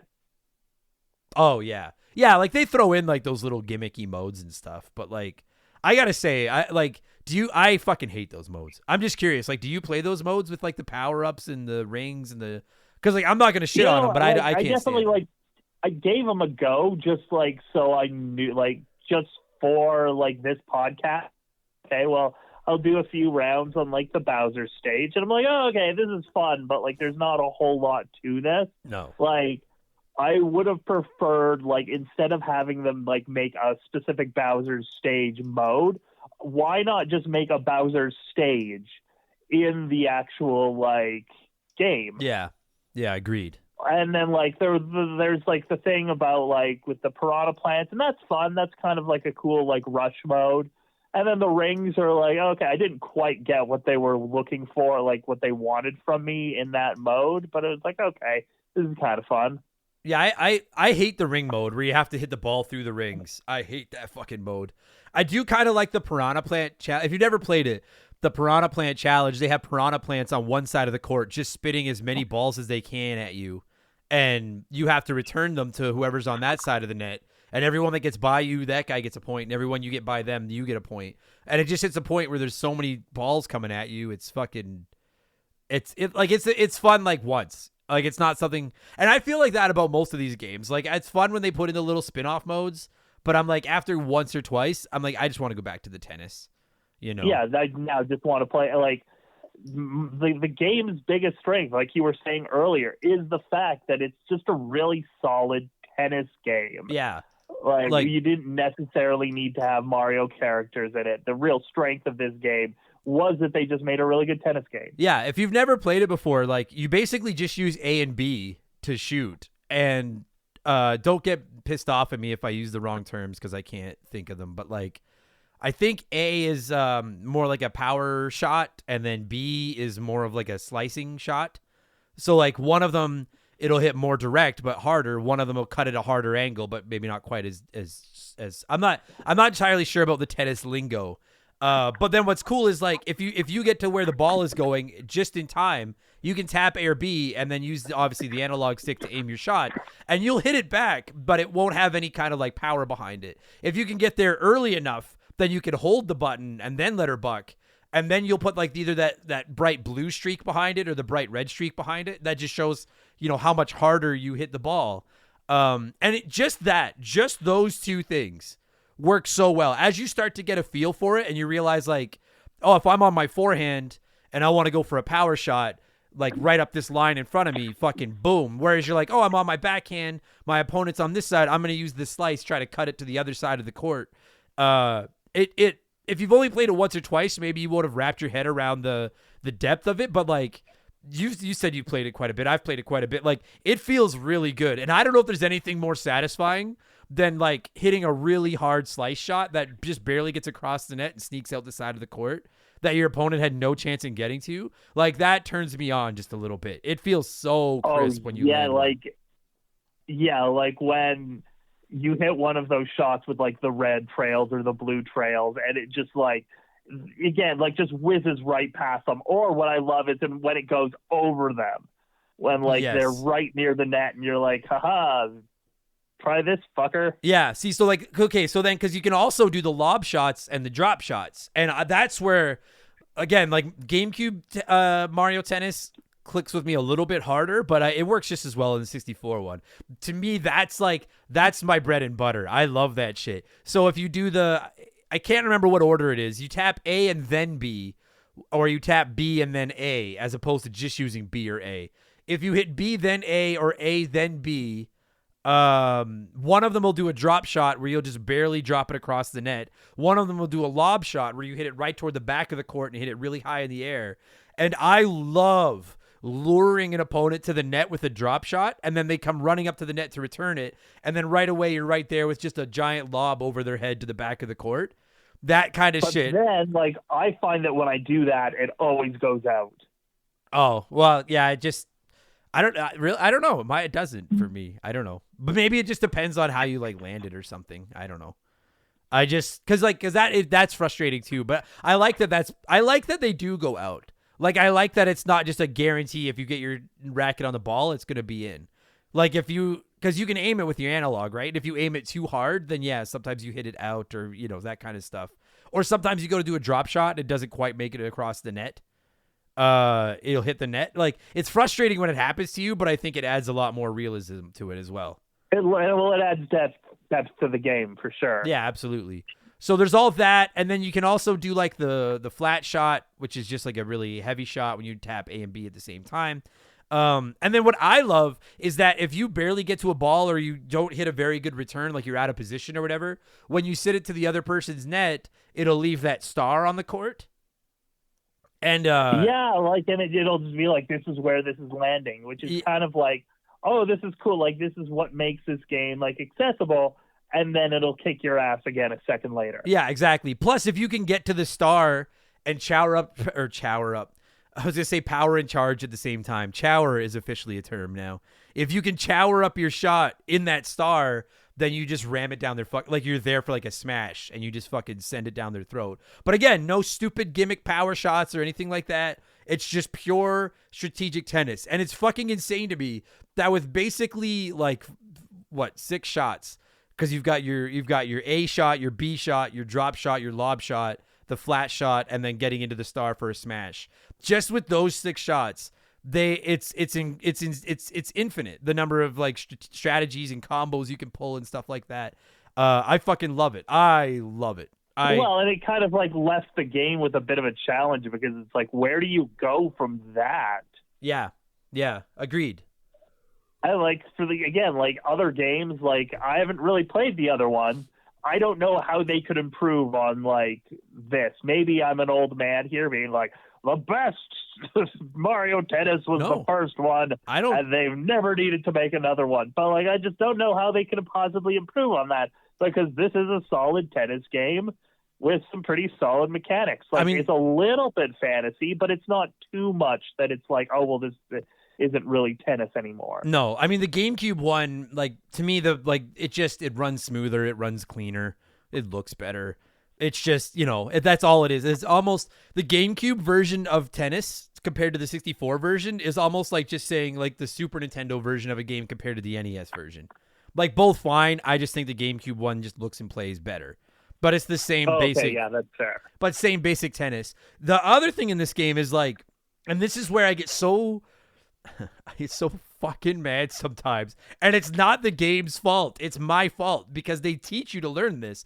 You can't just put your character in front of the ball, mash A, and return it. You can do it most of the time, but like sometimes it hits you, or sometimes you're on the wrong hand, or you're not quite close enough. And once you start charging up your shot, your character can't run anymore unless you play like one of the weird classes. But for the most part, once you start charging up your shot, you crawl. So you can't start charging until you're in the position to return, like you know where the ball is going to be. Otherwise, like I guarantee you, everyone playing this game, everyone that's played this game, that's listened to this podcast, I guarantee this has happened to you in the last like 48 hours. You'll be standing somewhere, charging up like a giant return. The ball will come back, and it's maybe a half an inch out of your reach. So your character doesn't even swing. You just stand there charging while the ball bounces by you. And it's yes, and then it's like it's too late by the time you realize what's happening. Yeah, and you can cancel your charge up and run to where the ball is going to be, but like you don't have enough time. You know what like, and it's so and it punishes you for trying to cheap out and just stand in the middle and charge up your shots, which I love. But I will say, and I don't think it's broken. I don't think it's cheap. But fuck me, sometimes it's so frustrating when you think you're in the right position and then the ball just goes by. It is, oh, fuck me, it drives me insane. It's like, and every sports game does this. It's like in hockey when your goalie doesn't make a save that you're like, they should have stopped that. Or football when a receiver drops a pass that you're like, what the fuck? Like that pass was on the money. Like it happens, like random run and gun, sometimes misplays happen, has to happen in sports games to make, they can't be perfect plays every time. But oh, fuck, oh my God, is it infuriating. Well, and I guess they did it like that just so you can't spam that one move. Mm-hmm. Yeah, that's exactly what they did. And I still think it works. Like, I don't give a fuck what you say. Like, I was literally playing it half an hour before you and I fired up this podcast. And there were a couple instances where I didn't return the ball. And I was like, I think that's horseshit. But at the same time, it's like, well, it was more coming toward me than my racket. I wasn't in that good a position. Like, most of the time, you can look at it and be like, all right, like, I can see how that missed. You know what I mean? Like, it's fair enough. It's just, fuck, it's so infuriating sometimes. But, like, this game... Like, I understand that I suck, but, like, fuck, why'd you have to point it out? Yeah, that's exactly what it is. You're like, yeah, I suck, but you didn't have to say it. Like, that's exactly what it is. But you know what the genius is, like, or I think the nicest thing I can say about any video game, and this game has it in spades, is when I lose, I get mad, but then I'm like, one more time. One more time. Yeah, you got to keep playing. Yeah, it one does more that time. Same kind of thing that, like, Celeste did this really well. Yeah. Where it's just like, fuck, I almost said, okay, let's try it again. You got it. Like, dude, any game that can hook you with that one more time mechanic, that's good stuff. Like, that's what I'm chasing when I'm playing a video game. Is like one more bump. I just picked up Elden Ring, and it doesn't have that. Like, for me, it's just like, oh, I died. Oh, fuck, I have to go back this far. Fuck, okay, well, I guess I'm done with this. Yeah, for and like, in case anyone is new to the podcast, I have been asked to play Elden Ring so many times, and I will continue to say it. I'm not going to play it because I know it's just going to make me mad. But it comes up so much. Note, like, I'm not seeing, like, I've been, like, again, I've put a few hours into it. I don't understand the whole, like, greatest game of all time thing. I'm just like, this is like, for me, it's been the opposite of fun so far. And a lot of people will be like, oh, okay, well, like, first you got to do this, and then you got to do that, and then you got to do this for a bit. And it's not fun, but, like, eventually it gets fun. I'm like, fuck off. Yeah, I don't have the patience. It's so funny because, like, I love tough games, but I can't do it. It's but, so Breath slow. of the Wild, like, Breath of the Wild had difficulty, but at no point was it, like, unfun. Well, I don't know. Fucking cooking food is pretty unfun. Okay, well, I'll give you that. But anyway. So, no, okay. So, like, we've gone over the physics and stuff of this game. The single-player mode is not, like, the deepest thing in the world. But, like, I'm playing Mario Strikers right now, the new one. And the single-player mode is borderline non-existent. You play through, like, 7 tournaments, and it's like, all right, you did it. Good job. Like, it's clearly designed to play online. And I understand it's 2022 and not 2000 when this game came out. It's a different era. But, like, this game only has tournaments that you basically, like, other than those little stupid spin-off modes, basically it just has tournaments. But there's, like, a surprisingly deep number of tournaments because there's 3 tournaments. And then if you beat those, then you get access to more tournaments. And then there's, like, which get harder and harder. And you can play them as singles or you can play them as doubles. And as you play them as different characters, you unlock different things. There's more than just the 3 tournaments because, like, okay. I got through, again, like as I mentioned earlier, I got through the first one. I'm like, haha, I got this. And then the second one was like, you don't got this. Never got past that second tournament. Yeah. Hours trying to get past fucking Waluigi. And that's where, like, I think a lot of it's just being out of shape, like gaming wise, because I'm like, when I was a kid, I could fucking wreck these games. And like, this game is just fucking bending me right over. Like, it's just massacring me. Nintendo's given us so many easy games. Yeah, they have. Like we were mentioning, like off the top, like when you're playing Mario Odyssey, like, yeah, there's like a super difficult bit at the end, but if you just want to get to the end credits, so like you barely have to think about it. Yeah. And that's kind of how Nintendo have made their games for the last little bit. Right. So like going back and playing something that's like, oh no, you have to get good is like, well, but I don't know how anymore. Yeah. No, we've gotten soft for sure. But I love it. I love that they add the difficulty and like, again, cause like you got to remember too, like you didn't have online with this game. So like the multiplayer is the bread and butter of this game and we haven't got there yet. We're going to get there in a minute. Like to me, that's where it's at its best, but you can't, your friends aren't always at your house, right? Like you sometimes you got to be able to play by yourself. And at least like in this game, if this was like your Christmas present, like if this was the one game you got and you're like, well, this is what I'm playing for the next, fucking 5 months or whatever, you can play through 6 different, I think it's 6 tournaments. I think there was 6, maybe 7. I can't remember if there was 1, 2, 3, 4, 5, 6. I think there's 6. But anyway, so there's a ton of tournaments. You can play them in singles or doubles. You can play them with every character in the game to unlock like star versions of the games and of the characters and unlock extra courses. And I think there's a couple of unlockable players. It's been a while since I played it. Stuff like that. They really do like there's probably 20 plus hours of single player here, unless you're super good at it, which you probably aren't. And I think that's really cool. Like I was playing it by myself and I was like, I don't even need to play this with anybody else. And I've got like a fun game, much less playing it with your friends, which we'll get to. I don't have much else to say about the single player. I will say that, like, I don't know, it would have been fun to see like a season mode where you play like a whole bunch of tournaments and get points based on where you finish and that kind of stuff. But it's not the end of the world. Like there's still enough here you're not going to beat the single player mode in 2 hours. I guess that's my point. Yeah. You know what I mean? Like, absolutely. Yeah. Like even in Mario Kart, like, yeah, super fun game, but like not a ton of single player there. No, I mean, like, finishing off those last couple of cups on the highest difficulties are tough, but I think like it's with some like for and I guess I have no choice, but like I'm gonna kind of like Mario Tennis, Mario Strikers, like the Mario sports games on the Switch. If you could only play them single player, I would say I wouldn't pick them up. Like they're designed, like the value in these is playing them online with your friends. Whereas I don't know, and I don't know. I don't want to call Nintendo lazy because I don't think any game developer is lazy per se. But like clearly their focus back then was on making sure whether you're playing it with other people or playing it by yourself, we're going to make sure you stay busy for a while. And they don't do that anymore. I feel like they really focus on, you'll get, 5-6 hours out of the single player tops, but after that, you're going to need someone to play it with. And I don't know if we had online back in the 64 era, would they have worried about the single player as much as they do?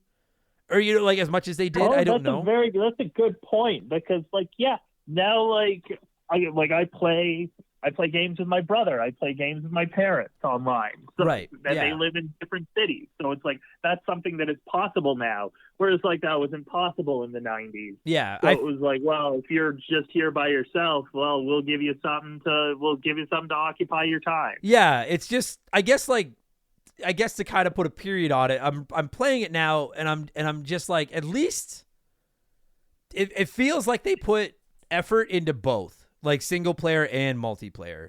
Whereas I don't necessarily fault them because I understand, but it really does feel like as games have evolved, it's Mario Tennis, for example, like the single player has kind of become like it's there, but like we know that the multiplayer is what you're here for. And we should talk about the multiplayer because let me just say, Mark, listen, I've said it countless times. I think the Nintendo 64 that's what the Nintendo 64's bread and butter was playing multiplayer games. And if you've never played this game, then maybe you don't remember, but anyone that grew up playing this game, Mario Tennis stacks up against GoldenEye, against wrestling, against Mario Kart, against Mario Party.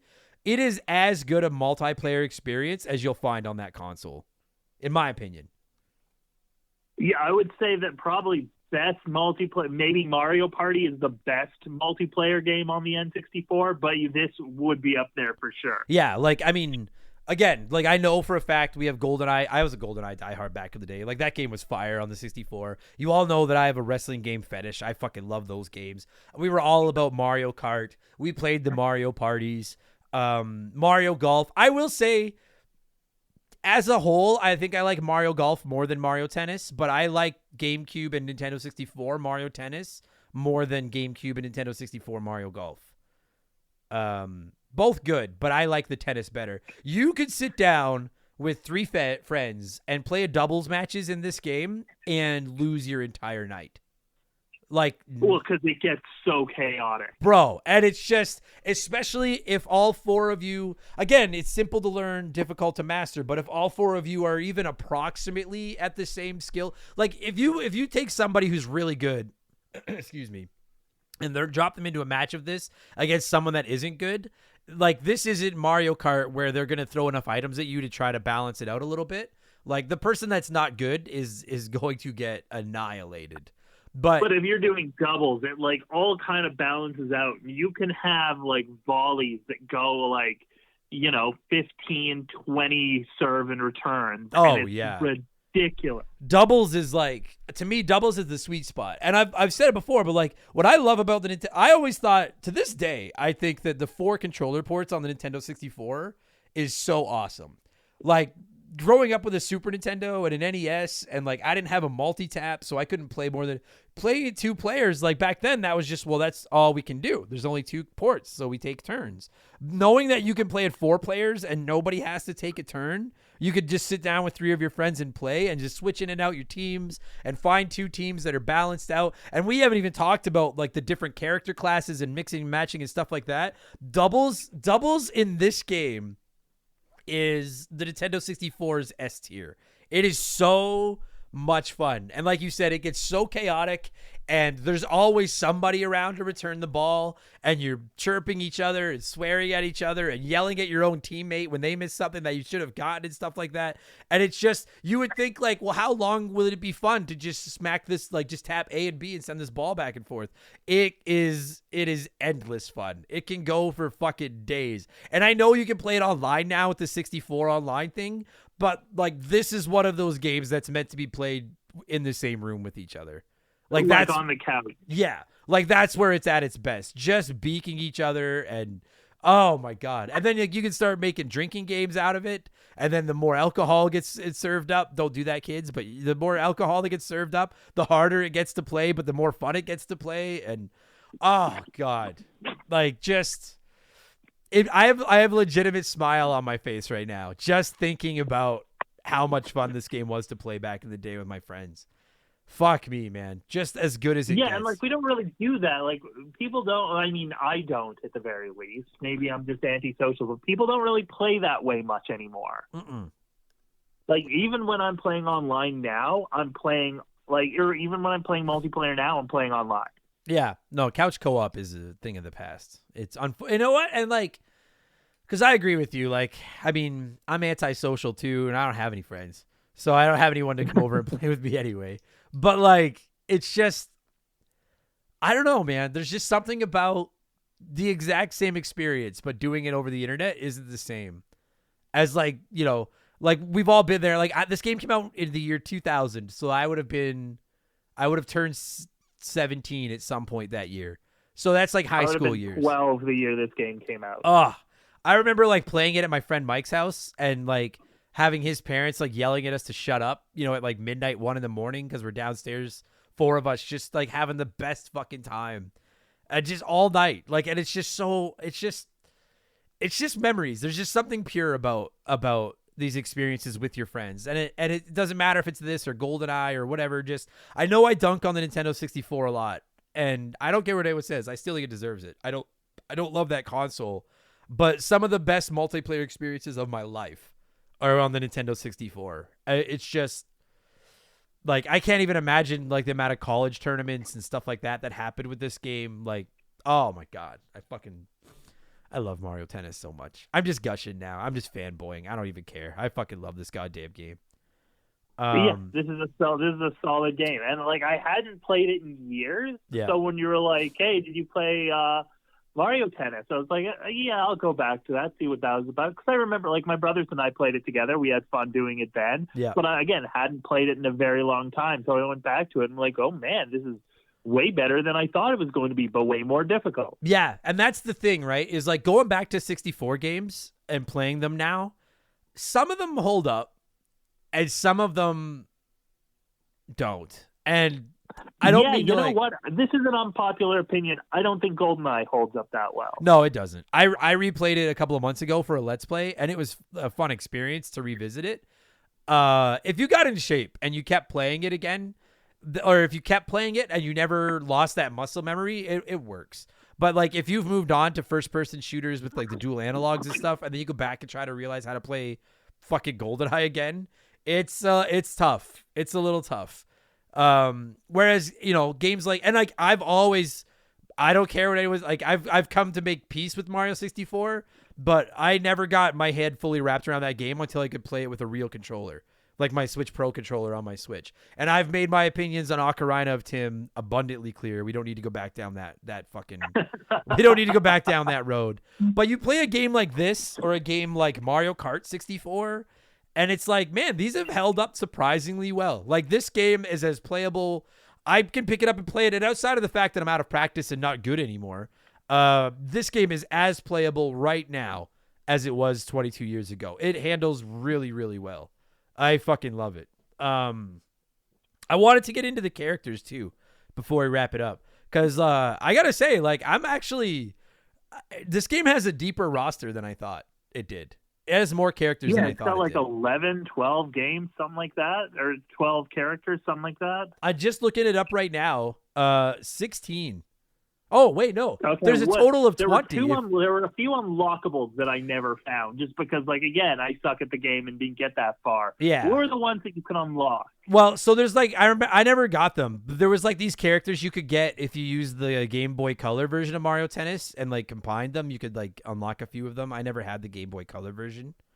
Oh, well, and that sucks, because like now there's like, for like things you can't get in the game anymore, because that's not a thing, and you can't connect those anymore. Yeah, no, yeah. So they're probably just gone forever. But even just the fact that there's like 16 characters is a fucking respectable roster size. Like, it's great. Like, I'm looking at still like.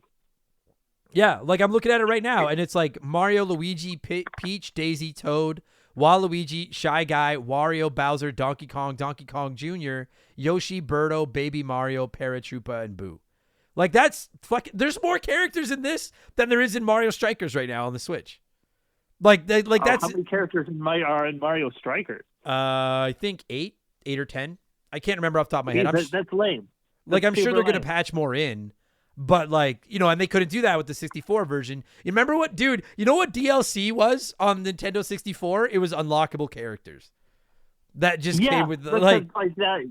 In that time, the game shipped out as it shipped out. There was none of this, like, oh, we'll put out, like, fucking Mario, that newest Mario Golf. They'll be like, we'll put out half the game, and then the rest of it will come later. And it's like, I guess, but fuck you, man. Yeah, it drives me nuts. Like, it's just maybe you and I just sound like Grandpa Simpson sitting under a lemon tree right now. But it's like, back in our day, it was like you bought a game and that was the game, and there was something pure about that.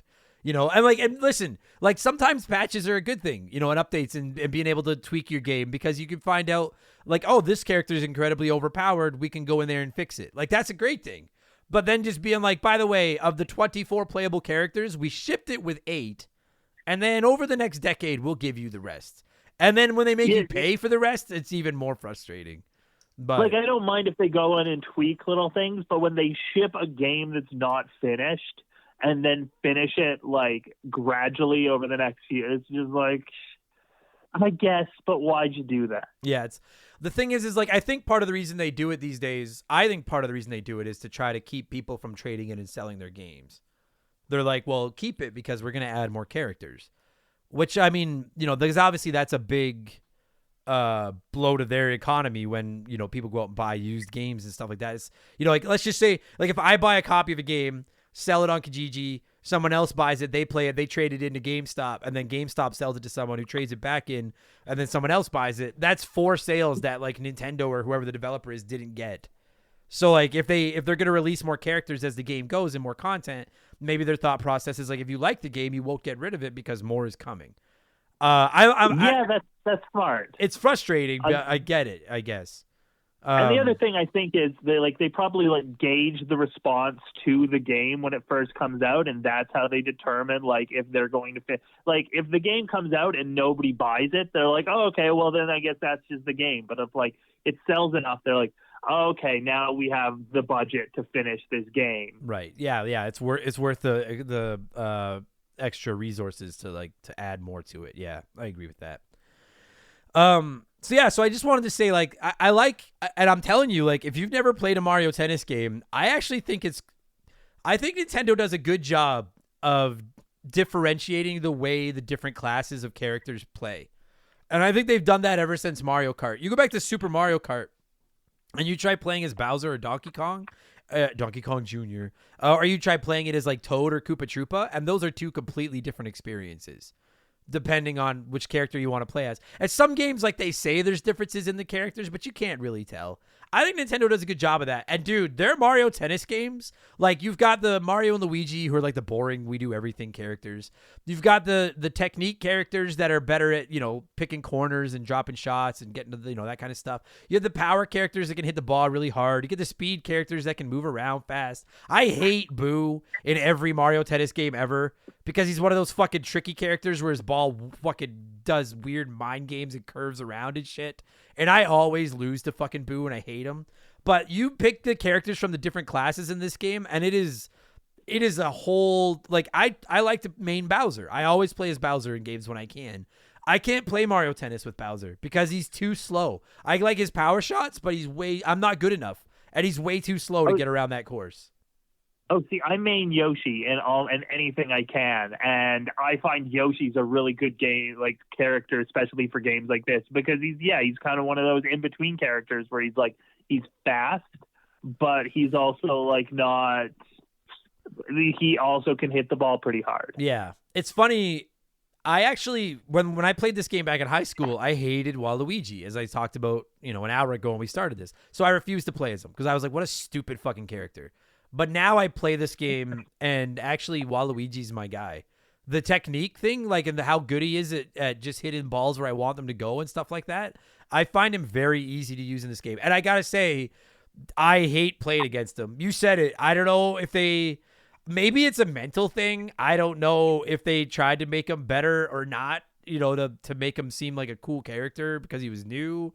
I don't know if maybe I just suck at playing this game, period. But, like, he's in the technique class with, like, Peach and Daisy in them. And I don't struggle against Peach or Daisy or Toad half as much as I struggle against Waluigi for some reason.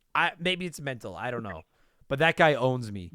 So I play as him so I don't have to play against him. Like, again, like I don't have like the numbers in front of me, but like he's got those long limbs. Maybe his reach is quite a bit farther than the other characters. Could be. I don't know. I just, for some reason, he just embarrasses me when I play against him. But playing as him, I've gotten further than I can get with anybody else. But like, again, though, I think that really, like, it's not just a gimmick. Like, these character classes are just a gimmick. Like, the game lends itself to playing in each of the different, try a power character, try a technique character, try a speedy character. They really do play differently. And like, they play to different play styles. I like to crash the net. Like, I like to fucking get right up against the net, and then as soon as that ball gets to the net, I'm fucking sending it back down your throat. Or I try to lure you to the net, and then I try to lob it over your head. And when you play as like a power character like Bowser, he's fucking really slow, and I find that that's what I hit those lob shots to the back of the course, and I hit them out of the court all the time. Whereas the technique guy like Waluigi, I find that I can stick it in the corners and ride up the lines with it and stuff like that. And it plays to my game better, because my whole game is about trying to sucker you into one part of the course and then flipping it over you, or like, you know, I'm not trying to drive it down your throat. I'm trying to sneak it by you, and the technique guy works to that. So if you've never played it and you decide to fire it up, which it is on 64 online and is worth trying, experiment with the classes. Don't play as one character and then give up because you're no good, because like the way one character handles is completely different, like completely different than the way another character handles. And again, I think it's a real testament to Nintendo that they can take a game as basic as this with just A-B controls and find a way to throw 16 characters in that all feel a little differently and all play a little differently. And it's again, endless combinations of mixing and matching. And then like you said, dude, when you get into doubles and you start combining classes over there, it's, oh my God, it's fucking the best. It's so much fun. It's ridiculous. Yeah. I love this game. I don't really think I have a bad thing to say about it, to be honest with you, outside of the fact that sometimes it makes me mad. But that's not its fault. That's a me problem. But like, it was supposed to do that. I'm with you on that, where I'm like, oh, why did they make this so hard? And I'm like, well, that's how they were supposed to make games. That's what, like, it's supposed to be hard. Yeah. Oh, the last thing I wanted to touch on, and then we'll wrap this thing up and score it, is I mean, like, this looks like a 64 game. Like, everyone's, you know, looks like they're made out of Lego bricks and stuff like that. But I still think, like, and it's probably easier to animate a game like this because there's no overworld, there's no hub. It literally, you're just animating the course, like a still screen with, like, the characters on it. I think this is one of the better looking 64 games. I love the little, like, extra courses that you unlock. Me too. Like, some of the, like, yeah, me too. Like, just some of the different, like, Mushroom Kingdom environments you go to and stuff, and they all look different. Like, they stand out from each other. And like the music is all a little bit different. I also do, like, while we're talking music, I do love that when you're on like the deciding point of any match, the music gets more intense. Oh yeah, fuck yeah, yeah. I love that shit too. And you know what? I'm glad. And I don't know a ton about tennis, so if they did change something, please nobody fucking yell at me for not knowing this, because I don't know a lot about tennis. But I think they kept like basic tennis scoring. You know, like the 15, 30, 40, you know, the love, the deuce, the match You've point, got to break win points. every match by 2, yeah. Yeah. And I like that they didn't change it and try to make it like some kind of like weird 1, 2, 3, 4, 5 scoring system. You know what I mean? Like to try to make it to play to like kids that maybe don't know tennis. I like that they just kept it like actual tennis. Maybe that's a little thing, but you're right. Like I like the scoring. I like the way the music gets intense. Like it looks good. It sounds good. It plays good. It's fun. There's depth to it, whether you're playing it alone or with friends. I haven't played. What's that? The one weird thing about this game is like, why is Purple Mario the ref? You know what? That's a good point. I'm a little shocked by that too. Like, because I mean, like in the old games, like Mario was the official and everything, right? Like even going back to like Punch Out and stuff. So maybe they were just trying to do it as like a throwback. But I agree. It's weird when Mario is playing and then he's also the fucking judge. I don't like it. He's the ref and he's also like the voice of the like. Well, and I guess they probably only could get Charles Martinet and not a ton of other voice actors for this game. Sure. But still kind of, and it's Mario Tennis, so like it makes sense. But like. Yeah, kind of weird when Mario's playing and also calling the shot. Yeah, it seems very rigged. Just like fucking clone Mario, the fucking judge, like just giving him every call and everything like that. And it is a clone Mario because he's wearing like a purple outfit, and it's like, who the fuck are you? Yeah, it would have been kind of neat if it was like a Goomba or something instead. But whatever, it's, you know, yeah, I agree. Like, it's cool to see him there, though. I will say it's a nice touch to see him, like, sitting there following the game, like, watching the ball go back and forth and stuff like that. It is a little odd. But no, like, it looks good. It sounds good. It plays good. I haven't played every 64 game on the Switch. But I will say, like, of the ones I have played, I would put this in, like, probably the top certainly the top 5, maybe the top 3. Some 64 games are a little rough by today's standards. This game, you could pick this game up on your Nintendo. I was playing it handheld. I got lucky and got one of the 64 controllers for the Switch, and it definitely plays better with that. But this is one of those ones you can pick up and play it handheld with the Switch, just with your Joy-Cons, and it plays just fine. Doesn't feel broken or anything. Just a really well-made, polished video game. Like, I know it's a lame ending, but I don't know what else to say about it. It's just a really good video game. It's tennis is like, it's a good tennis game. They set out to make a tennis game with Mario characters, and that's 100% what they delivered us. Plus a few like little extra things that we really didn't like. That were like, oh yeah, this is fun, but like whatever. Yeah, but like the core game, yeah, it's fantastic. Yeah, less relying on gimmicks and more relying on just a good video game. Oh shit! Also, and we're gonna score it, but just if you've never seen it, worst case, even just look up the like intro video, like the title screen video, because Mario Tennis games have outstanding intro videos, and this one like is really fucking entertaining. Just like the anarchy of all the characters running around and the bomb and everything like that. I fucking love Mario Tennis. How the fuck are we gonna score this thing? Doesn't tennis play to 50 characters? Oh yeah, okay. What did you say? I think tennis plays to 50. It goes 15, 30, 40, 50 for the scoring. Okay, which I still don't understand. So let's go out of 50. Let's do out of 50. Then I'd say 45. Give it a 90%. Oh, look at you doing your goddamn math conversioning. Yeah, that's very easy math. Yeah, it is. Yeah, yeah, it is. No, I actually, I know it makes for bad radio, but I'll go with the same score because like I agree. Like it's a fucking A game. It's a good, really good, fun video game. I think it's one of the best games on the Nintendo 64. Quite frankly, I fucking love this goddamn game, and I love this franchise. I will say, because I've been asked when are we going to cover the GameCube one. At some point, we're going to. Mario Power Tennis on the GameCube, it was a legitimate drug for me for a couple years. I was so obsessed with that game. But it's not really available to anybody because, as you all know, Nintendo refuses to acknowledge the Nintendo GameCube. Rest in peace. It did come out on Wii. They did port that one to the Wii, though. Yeah, they did. And it was okay on the Wii, but it's still... I like it. The GameCube. I love the GameCube so much. But if you've not played this, very underrated system. Oh god, the GameCube is so underrated. If you've not played Mario Tennis, look it up. Find it. It's on Switch Online. It is absolutely worth your time if you like tennis games. It stacks up against any of them out there, in my opinion. It is so good. And it's the fact that it doesn't feel aged today, outside of the graphics and stuff. The fact that it still feels playable today is a testament to the quality of Nintendo. Like, fuck, Nintendo. I don't say their games today are bad, because I like Nintendo games today. But there's just something about playing them from back in, like, this era, where, like, you could just see they were like, boy. And I know that, like, Camelot technically made it, not Nintendo. Nintendo published it. But, like, fuck me, man, the polish. Like, it was just, that's the Nintendo I know and love. Games like this. I think a big part of it was they were working around hardware limitations. There was only so much the N64 could do. Yeah. So as a result, it was a very like basic game. So as a result, it was easy to pick up and learn. Yeah, agreed. And the fact that they didn't worry about putting other like story modes and shit in meant they could focus on the gameplay first, which is what matters. That's always what'll matter. So fuck yeah, I love this. Honestly, like, most of the time when I play a game for the podcast, and, like, I was replaying this to get ready for this episode, most of the time once we record the episode, I move on.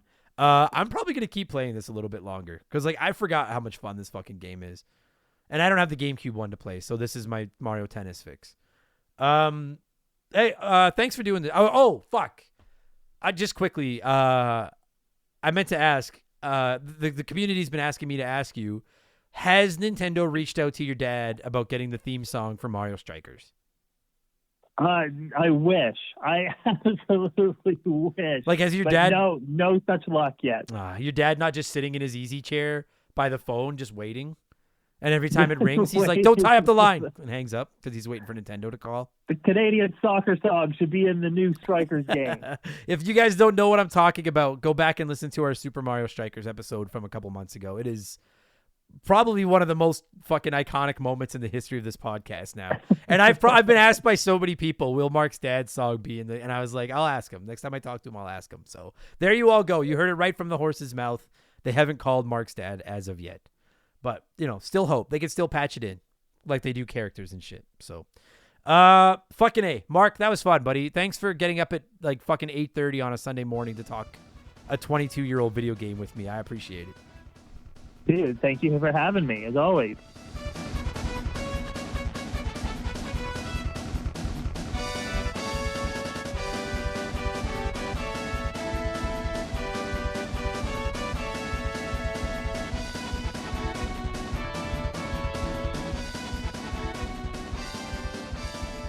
And that's going to do it for this week's episode. Mark, thank you so much for giving me a call and talking some Mario Tennis. And to every single one of you dorks listening to this right now, whether this was your first Remember the Game experience or your 202nd, 202 episodes. Thank you so much for listening. I really appreciate it. Listen, if you were like, hey, that did not completely suck, maybe leave us a nice review somewhere. We've been getting a lot of nice reviews lately, and they really just make me feel better about myself. Sometimes when I'm sitting in the shower crying and eating blocks of cheese, I read the podcast reviews and they just pick me up a little bit. So thanks for doing that. And if you're thinking like this guy's voice is just immaculate, or maybe you're thinking listening to this guy's voice makes me feel better about my voice, that's fine. Maybe consider supporting us over on Patreon and you can get 200 plus additional episodes of my voice with 2 new ones every week. There's technically 3 new ones every week if you're at the $5 tier, but I plug the $2 tier because that's good business. Patreon.com/rememberthegame. You get a ton of shit for it, plus 2 additional shows every week. Join our Discord, right into the show, all that stuff, and 5% of everything you donate to us at Patreon is going to be donated to the Stollery Children's Hospital in December. We're already over $1,000 raised, which is fucking incredible. So thank you all so much for the love over there. And if you need some new shirts, some new tank tops, some new posters, some new hoodies, and they're good hoodies and t-shirts. I can't speak to the posters. I haven't seen one, but I'm sure they're good. How do you make a bad poster? Hit up rememberthegamepodcast.com and check out our 20% off sale all month of June. Enter the promo code RTG200 at rememberthegamepodcast.com to save 20% on your merchandise. And finally, 2 finalies. One, I have a P.O. box. You can find the address at rememberthegamepodcast.com. I don't know it off the top of my head to tell it to you, but it's there on the website. Just shoot me a little thing, a postcard or a letter. Let me know where you're listening. I'll send you one back and we'll be friends. And finally, I am on Twitch. Whenever I can find time to get on there, twitch.tv/memberthegame. Not remember. Member the game. Come on by, see my face, see my nose, tell me why I'm wrong, talking about your favorite video game, and I'll argue with you because I like talking to the crowd over there, all right? That is going to do it for this week's episode. I'm going to do some shout-outs and get on with my life. I'll be back tomorrow for all of our Patreons with Expansion Pass number 115, which is going to be a look back at the Game Boy. I'll be back with Game Patch 94.0 on Friday, and I'll be back next week with a whole nother juicy slab of podcasts because that's literally all I do with my life anymore. Thanks for listening. Talk to you all on the next one. Purple Monkey Dishwasher. Oh, wait, I'm supposed to say that after the shout-outs. So cheers. Never mind. Just cheers. Remember the Game is brought to you by our Patreons. I could not produce all the content I just puke up all over you every week without all of your support. The following people are signed up at our senior executive vice president level or higher at patreon.com/rememberthegame, and I'd like to take a moment to butcher a bunch of their names and thank them all personally. So a huge thank you to Makeshift Mallow, Magic Money the First, Joe Buck, Sharonic, Andre Keeks and his stupid fucking arrow handle, James Clark, Dave McGee, DNA Gaming, Slick Rick, Doug Dorn, Charlie Medeiros, Andrew Wright, Jordan, the Good Enough Gamer on YouTube, Fraser Burns, Little Bunny Fufu 89, Angry Ticks, Dave Thompson, No One Cares, Brandon O'Brien, Aaron Lawson, Matt McLean, Nathan Tremblay, A-Town, Morgan, Zane Donovan, Ryan Kinchin, Mike Maloney, G9PSX, Raging Demon, Wolfgang Darren, Sam Wright, Andy Hudson, Chris Copland, Doogie, Wolf Magic 21, Johnny CCDC, Joe LeBlanc, Squints, Titan 420, Zonko 504, Russell Aldridge, Jeff Bergeron, Captain N, Game Nomad Misi, I was doing so good. Game Nomad Misi, Daniel, Tunable Power, John Woodruff, Just a Fish, Noob Q, Super Dad Bros Podcast, Denzalo, Holmes, Zach Shepard, Chris Dickin, Untakar, Matthew D'Amico, Frosty Feet 492, Chris Larkin, Austin Cook, Elijah Burns, Stephen Parnell, Ray San Wantongo, Zach Coiner, DBXJ, Jameer Williams, Steve Dalp, Phil McCracken, Trav H, Mizuru, Nicholas Chaffee, David Marcus, Phil Lencher, Ruben Elizald, Eric James, Riley Turvey, Jake Carter, C-Spin, Thomas Smith, Nicola, Munch Makuchi, Leroy Westrich, Dark Squall, Jerry the 3D Printed Saustrich, Evolva, Sean Ramos, Boston Pork Sword, DB Cooper, Stud Still Smash, Mojo the Helper Monkey, Solid Rake, Brant Hewitt, Gabe, Dan Fusselman, Aaron Mitson, Decoy Man, John Jameson, Wyatt the Surgeon who's not a surgeon Rowe, Tyler Nightmare, Blaine the Hoagie Man, Terry Douglas, Benjamin Swiller, Pet My Peeve Podcast, Tristan Teen the Great, Hegel Waffle, Esteban Devaro, K-Atch, Jimothy, Joe Stone, Chris Williams, Nicole Novak, Cody Richardson, General Fury, Salty by Design, Jason Workman, Them Boys on the Roof, Oh What the Fuck, LOL, Max Lagroom, James Juan Francesco, The Jamadian Nightmare, Matt Hamilton, Nomad, James Black, Sam Carpenter, Nerdy Hybrid, Tug Jones, Adam Fletcher, Colin Bollinger, Justified 01, Lucas Charleston, Joey Mercury, You Lick My Butt, IR Jackal, Thirand, Isaias. How was I doing so good? And now it's all completely falling apart here. TechMage299, Timmy the Exuberant Turtle, Lance Jones, Brian Neese, Christian Gabriel, Radioactive Man, Phoenix 783. Oh, that's it. Okay, well, that wasn't so bad. I've done worse than that. Thanks so much for listening, everybody, and thank you so much for the support, all of you. I'll talk to you on the next one. Purple Monkey freaking Dishwasher.